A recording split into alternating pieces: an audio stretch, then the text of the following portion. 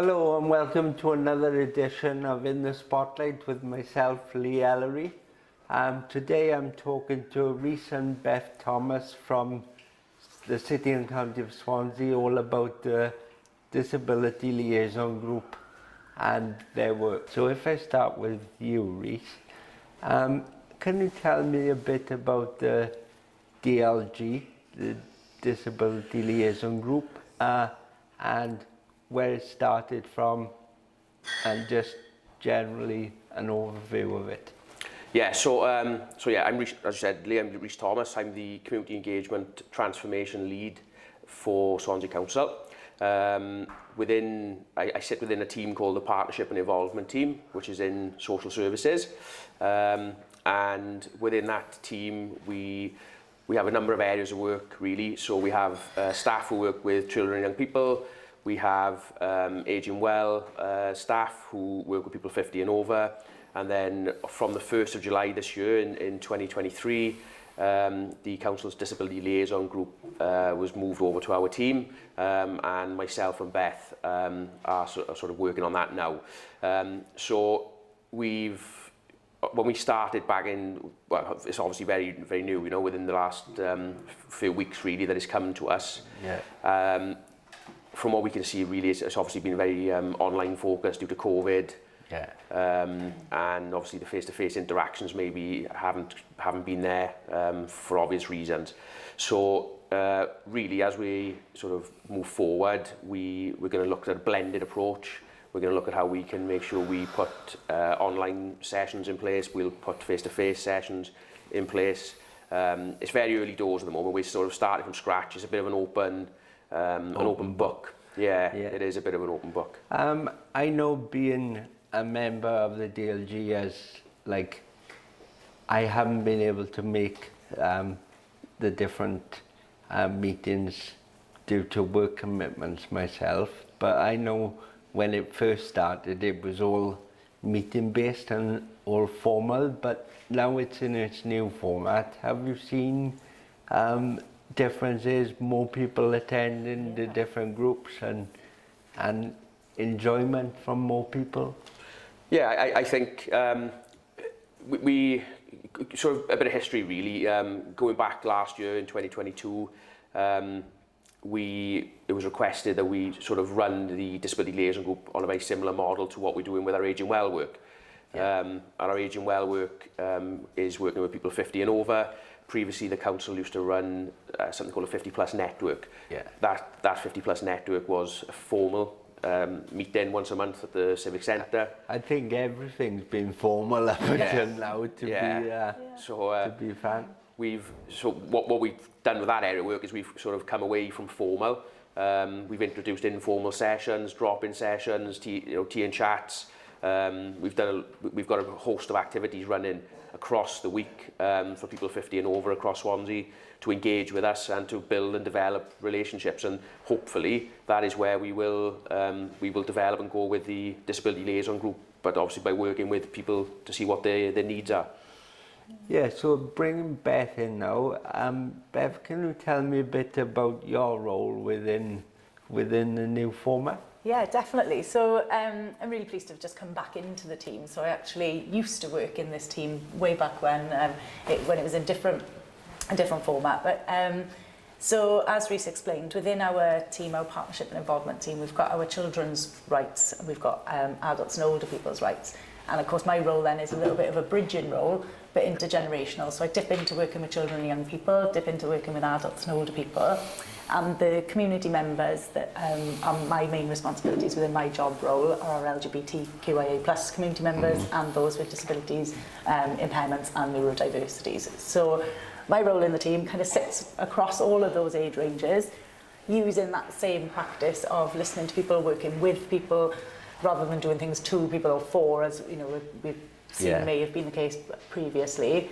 But as we said, following the mantle of that ageing well model, which itself was based in a lot of good work that children and young people's model was working on already since sort of 2014. We were working on listening to and upholding the rights of the child. So we're working in that same way, which basically means talking to people, getting out there, having conversations, listening to what people say, making changes based on those thoughts, those views that come forward, and if and when we can't make decisions based on what people perceive to be best for them, it's about having that clear feedback loop of communication where we can say, do you know what, that can't happen, but this is the reason why, and just making sure that we are clear in what we're communicating as a council to the people that live and work and visit Swansea.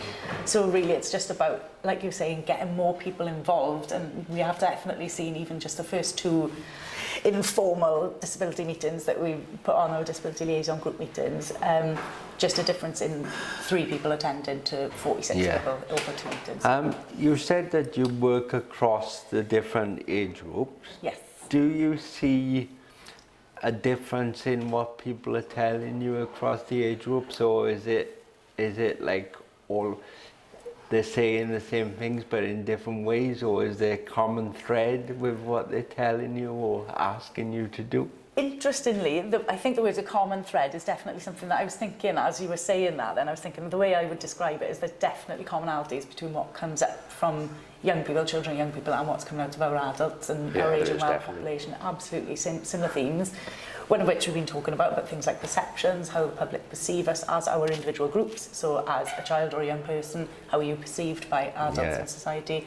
As an older person, how do children and young people perceive you? As a person with a disability or a neurodiversity or an impairment, how are you perceived? Are we listened to? So definitely rights, human rights being heard, being involved in decisions that impact people, that's coming across right through the ages. And again, like you said, just having that space to be and to talk and to come together, because I think that's what people are missing from all ages. I think with the hard to reach groups, like we were saying earlier, it's harder for them to come together as a group without it being organised. So I think with the format that as it is now, from now going forward, I think it's better for everyone because they know there's a place for them to come and talk about issues that affect them. Because I think in the past it's been more of the way it was before. It was like we'd be asking the council for certain things in a formal setting, and they'd have to go away and think about it, whereas this now is more of a co-productive approach, I would say. Absolutely, where the members are involved with everything that you do. You don't do anything without talking to them, which should be the case and is the case now going forward with everything the council does, because I know that they're producing a co-production framework and model to work to across the whole authority, not just in social services, because I know social services have got their own co-production strategy, but across the board now they're looking at it as an overall approach. So I'm glad the DLG is taking a front run in all of this. And I think, you know, if obviously we've launched not officially yet, but it will be in the coming weeks, a new sort of office space, which is called the Collaboration Station at the National Waterfront Museum, and the idea really has come from us working with community members of all ages, to have that space and to have it as a visible space where people can just call and see staff and call and see other organisations, because obviously we want it to be open for partner organisations to work in as well, and for it to build positive relationships and to have that sort of that good communication between everyone really is the aim of it. I'm sure that when you get the date of that launch, I'm sure myself and Mike and possibly Brian will come down and do a bit on that event. But coming back to your other work now that you do aside from the DLG, do you want to give me an overview of what that entails? Yes, so I started within the council two years ago now, and I started as the Aging Well coordinator, which was working with people 50 and over. Again, the model at that time when I started, he was as we've discussed previously, really was a formal model, we've sort of removed that formal model. We have a strategic steering group, an Aging Well steering group that's now in sort of that's there and up and running. That steering group is working with a large number of partner organisations and community members, where we meet bi-monthly to discuss anything really. And if people raise any problems, or if people raise good practice, then we discuss those and see how we can roll that out, or we can share good practice, or we can sort of try and sort of problem solve if there's issues raised, you know. But by all of us being in the same room together as different organisations, it definitely assists us in providing improvement in services, and to capture people's views and thoughts and make a difference. On the back of that, obviously, from initial sessions when we've spoken to people, it was very much coming through about having informal spaces and sessions where people can come along, they can build new friendships, they can meet new people, they can find out about accessing other information, whether that be welfare benefits, whether that be how to apply for a blue badge, for example, how they can get handrail installed from Care and Repair. So through the different organisations coming along, they drop in at all the different sessions that we run. You know, we do a Thursday social walk. That's just been nominated as one of the best, as a finalist actually, in the best health and wellbeing initiative in the UK for the public service excellence awards, good. The APSI awards. So that's a positive news story that's come from us being very visible, I think. From everything. Yeah, and I think obviously my background is very similar to Darren, who was on earlier on.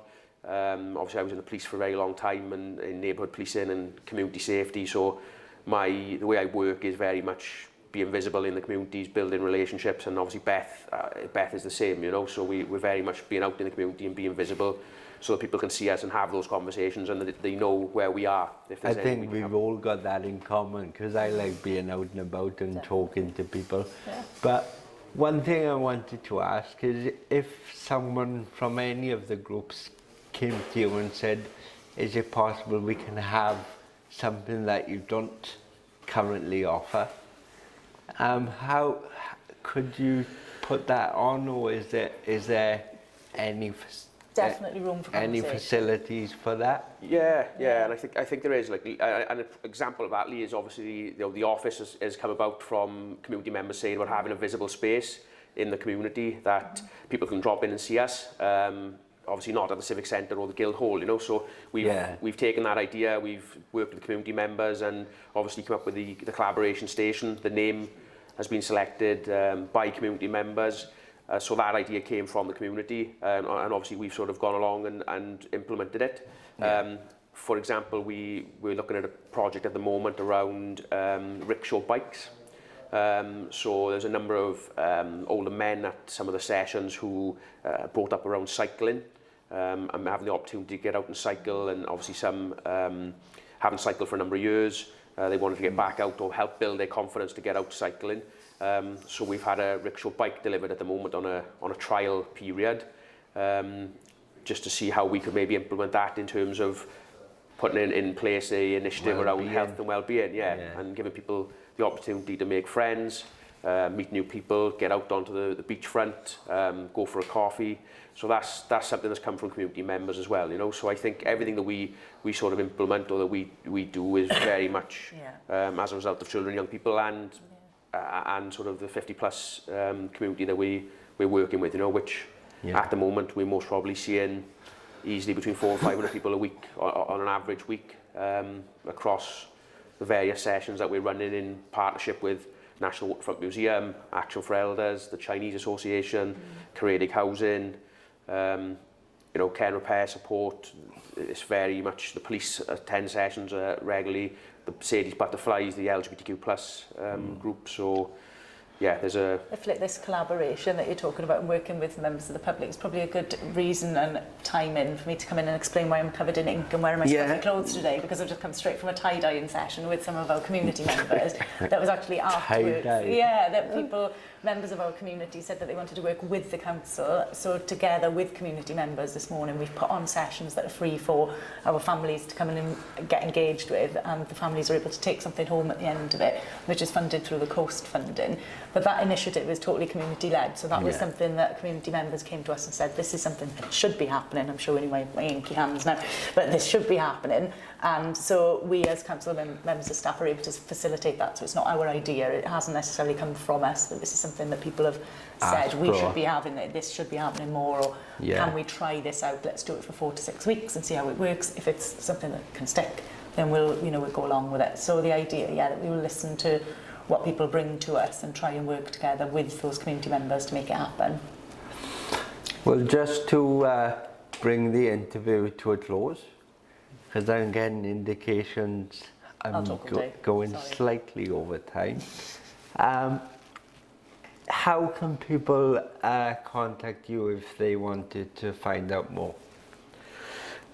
So we, as a partnership and involvement team, we have obviously the office. So if people wanted to come to the collaboration station at the based on the ground floor in the colonnade at the National Waterfront Museum, then that space is there. The signage is due to go in imminently, so it'll be visible for people to see. The staff in the museum are aware, obviously, where we are. We do have information boards outside of that office space with various activities from us and different organisations that we are working with. We have, in terms of the Aging Well work, there's an online newsletter that goes out every week. People can sign up for that by, if you Google Swansea 50+, and it'll take you to the council's website. And on there, there's a sign-up page for the online newsletter. On there also is our phone numbers, our mobile phone numbers. If people want to ring, text, WhatsApp, whatever suits them really. They can get you whatever method. Yeah, email, WhatsApp, text. Emails, and then we have got a WhatsApp group in terms of the Aging Well work, Lee, so we can add people to that. New disability liaison group mailing list is being drawn up at the moment as well, so that's something that people can sign I up hope my name's on it. Get your name on there, absolutely. Yeah, you'll be on it. Yeah, and so we'll share information through a variety of ways, but people can get in touch with us directly as well if they need to. And I think actually Darren, who was on the show slightly earlier on, he's running a new session for us on Thursday afternoons, 2 till 4 at the National Waterfront Museum. Obviously, that's a new session that we're running with Darren, so that's obviously an option as well, you know. Yeah, well, thank you both for coming in today, and I know it was sprung on Beth just at short notice, but thank you very much, and good luck with everything. I know that I'll be popping down when I can to see you all, aside from the launch, of course. But I'll pop down and see you all. So good luck with your work and hope to speak again soon. Definitely. Thank you, Lee. Thank you. Thank you. Thanks. Just to say before I end the show that next week's guest, I've already lined next week's guest up. He is Julian John, who is a Disability Power 100 contributor on behalf of the Shaw Trust. So he's coming in to talk to me next week, and I'm quite looking forward to that interview. So tune in for that, and I'll see you again soon.